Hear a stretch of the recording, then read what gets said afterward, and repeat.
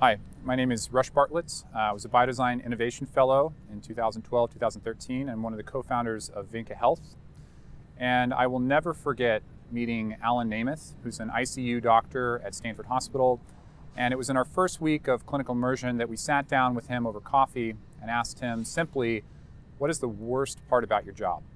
And he replied very quickly, giving CPR to a 90-year-old woman, breaking her ribs, and then finding out later that's not what she or her family really wanted for her care.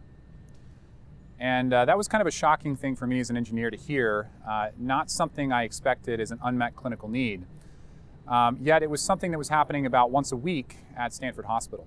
So fast forward 5 years later, we've started a company called Vynca Health that is really all about finding a way to ensure that patients' wishes are documented so that their wishes are available to be honored during an emergency at the end of life.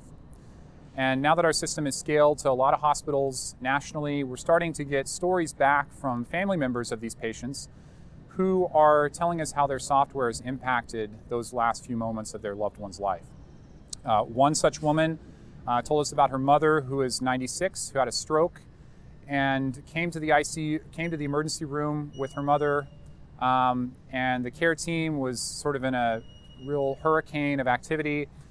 She didn't really know what her mother would have wanted, but one of the doctors came up and said, we accessed your mother's information in Vynca. She had a conversation with a doctor 2 weeks ago. This is what she would have wanted in this type of a circumstance. Is this consistent with your understanding? She replied yes, and I can only imagine what kind of burden was lifted off her shoulders knowing that her mother had made those decisions and documented them for her. So that's what really Vynca is all about, is making sure that patients' families and the care teams know what to do when the patients can't speak for themselves in order to make sure that their wishes are honored at the end of life.